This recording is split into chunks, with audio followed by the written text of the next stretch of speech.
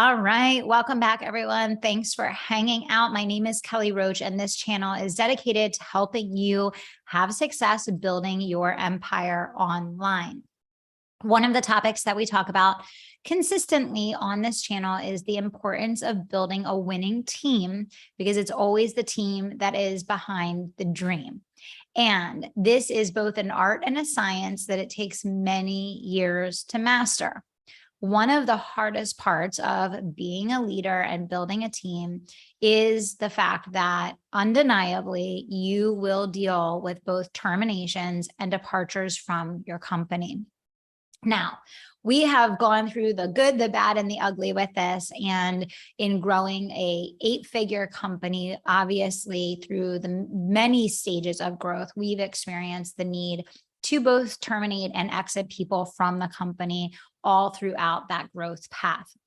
Our goal is to build an environment where people can thrive long-term and where people can build and grow a winning career.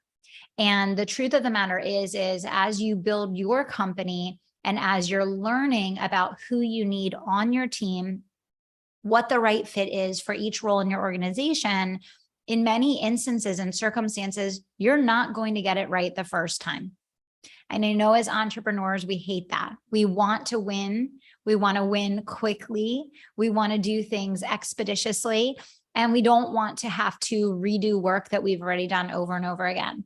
But the truth of the matter is, even if you are skilled at interviewing and understand the selection process, when you are building your company, there are 2 things that are constantly happening that are going to impact your ability to make the match. Number 1, your business is going to go through various stages of growth in which you need different people in the roles that people are in your organization to support the company at the stage and phase that it's in. That means that people will either be elevating or transferring into new and different roles with the company, or they'll be transferring outside of the company as the business evolves and as the needs change for that particular role. Number 1.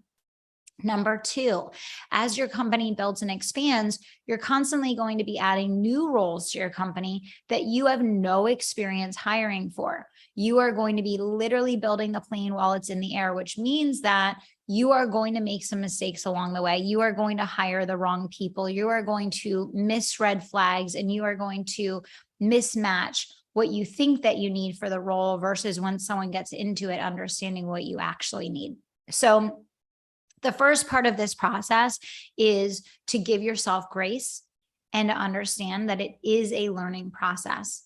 It absolutely takes time to learn how to make the match appropriately, to slow down terminations and exits from your company, and paying attention to what works and what doesn't work in the process is going to help you to speed up your learning curve to get to a place where you have a steady, tenured team and where you can really focus on retention.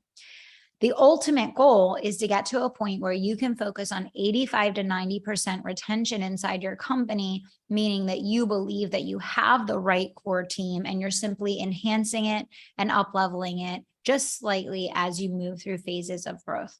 So let's talk about 4 basic tips that you can implement that are going to help you in situations where you do, unfortunately, have terminations and exits from your company, which is one of the hardest parts of being a CEO, right? So what is our goal? Our goal is that when someone leaves our company, that we can celebrate their contributions and thank them and send them on their way and have a positive departure on both sides, us and theirs. That's the ultimate goal. And for those of you that have been leaders for any amount of time, I'm sure you have experienced that. I know I have, and that's the best feeling in the world when both parties know that this is the right thing. Unfortunately, that is not going to be the situation most of the time. There are certainly going to be situations where no matter how hard you try, or no matter how much you want that to be the case, it's just not. You're going to have situations where you terminate for toxic work behavior. You're going to have situations where you terminate someone that violated company policy. You're going to have situations where someone does something that requires immediate termination in which you're not able to celebrate anything that they would have done in the past, but in fact, you have to apologize to your team, for things that this person may have done that either put the company at risk or, created an environment that you are not supportive of with the other team members. I've experienced all of these things, by the way. But our goal is always that when someone does celebrate, we can thank them for their contributions, send them on their way positively, and wish them best of luck. Ideally, when you are managing a termination or a departure from your company, you want to get to the point where there's no surprises. And this would be my first tip. Many times when you're a young company and you're just growing, you don't have a really well-documented HR process. And even if you have one, it's maybe not followed all the time. The first thing that you want to do is, as you're building a team, you want to make sure that you're documenting a performance management system, which includes regular performance reviews, regular feedback in one-on-ones, and a formal performance management process, which includes both a verbal and written warning, so that someone that is underperforming knows and understands clearly that they're underperforming and what they do need to do in order to retain employment. So the first goal in understanding how to manage this process is to have a system in place and to get your team following it. If an employee is surprised when they are asked to leave your organization, that is not a good thing. We do not want people to be surprised when they're terminated from our companies. And there are always going to be cases where something slipped through the cracks or a leader did not effectively communicate or convey performance issues. But that's something that we want to work to flush out of our organizations as much as possible. When an employee is terminated or asked to depart, it should be absolutely clear to them well in advance with a documented paper trail what the performance issues were.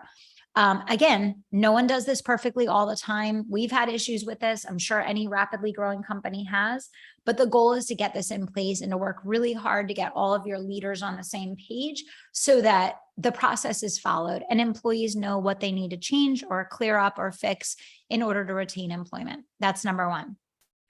Number two, managing employees to clear outcomes versus activity.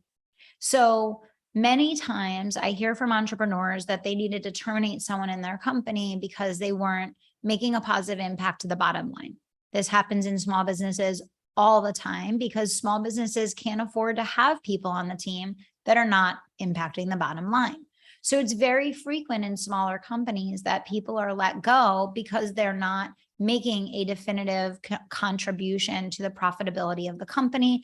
Therefore, the company cannot afford to retain their employment. Your job is to make sure that people from day one on your team are being managed to not just activities that they're doing, but specific outcomes that do relate to the bottom line. You can't expect someone to consistently contribute to the profitability of the company if they don't know what they're supposed to do, how they're supposed to do it, and they're not being held accountable to it. So the second big thing is you want to make sure that people are being managed not just to actions and activity, but to outcome and deliverable that's specifically tied to the profitability of the business. Okay. Number three, when there's a departure or termination, obviously you want to have as little impact on the remaining team and on your customers as possible. The goal is that if someone decides to leave on their own, that you can work with them and partner with them effectively on a smooth transition plan so that there is knowledge share and transfer of ownership in a positive and controlled manner that allows the other team members to begin to fill in and allows the customers to have a smooth transition. Again, not everyone honors this. Not everyone is willing to do this. And in some cases, you may not want to do this for whatever reason. Okay. Which means that it's important that you have redundancies in your company so that people can easily step in. And you need to have documentation, because if you don't have documentation in your company files of what this person is doing, who they're interacting with, what's going on with that customer, then it makes it almost impossible for someone else from the team to step in to assist. So you want to make sure that if at all possible, there's a smooth transition plan, including that person facilitating that transfer. If not, you want to make sure that there's at least documentation that can be shared so that people can effectively step in, right? Uh, when you really work hard to create an environment in which people know where they stand and what their performance is, ideally, if someone identifies that either this isn't the right culture for them, it's not the right fit for them, they're not on board with what the company is doing, or they don't feel like they can meet the performance metrics, they will many times raise their hand and decide to leave. And your job is to make sure they know where they stand, they have support and the tools and resources they need to impact their performance, and then give them the opportunity to make the choice to either decide to pursue another path or to decide to lean in and really, step up and get to where they need to be in their role. One of the final things that I'll say is that communication is important and really matters. And it takes a lot of practice to get this right. I know for my side of things, I've gotten it wrong so many times. Do you over communicate? Do you under communicate? Who do you communicate with? What do you communicate? You need to understand that when someone departs, you want to make sure that the rest of the team feels secure. You want to make sure that they know what the plan is. You want to make sure that depending on the circumstances in which someone left, that they understand why, right? And then you want to make sure that your customers are going to get ample support and coverage and resourcing to know that they're secure, that they're going to be taken care of, et cetera. I think that in most circumstances, when there's a situation like this, over communication is probably better than under communication, and making sure that everybody's on the same page with an action plan, with a step-by-step protocol that you're following, and a lot of communication around how that transition is being managed is key. I think that's one of our biggest learnings as we've had to transition people out of the company, is that people really want to know what the plan is. They want to feel secure. They want to know the who, what, when, where, why, and how. And so making sure that you have a system in place for that is going to be absolutely huge. The final thing that I'll say is, really taking the time to use a thoughtful approach to your interview process, having detailed interview questions that you ask, using your gut and checking in and making sure that you're not overlooking red flags is going to reduce the churn in your company in a huge way. And really making sure that multiple people are interviewing key hires so that hopefully you can back each other up and not make a hiring mistake. Finally, and most importantly, culture is king. Culture is the most important thing. In a rapid growth company, sometimes it feels like it's a lot of chaos and a lot of craziness happening. So the degree that you can really focus on working on the culture and focus on creating a culture that people can thrive in, you're going to create stability in the company. You're going to create tenure in your team, and it's going to make it so much easier for you to grow and scale. If you want to learn more about building a winning team, you can absolutely scroll down below this video after we're done being live, and there will be a link to Bigger Than You, my best-selling book that is going to teach you the strategies to build a winning, profit-producing, self-led team. And we'll include a link to the Legacy Leaders Mastermind application for those of you that are running businesses over $1 million in recurring revenue.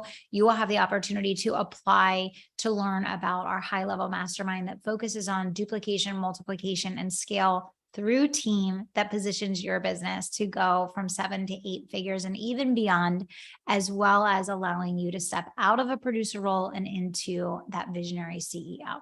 So thank you all so much for hanging out with me here today. Share down below in the video what your number one takeaway was from today's session. And if you have any requests for future content, share it down below. I love to hear from you guys. Thanks so much for spending a couple minutes with me on the channel today, and we'll see you back here soon.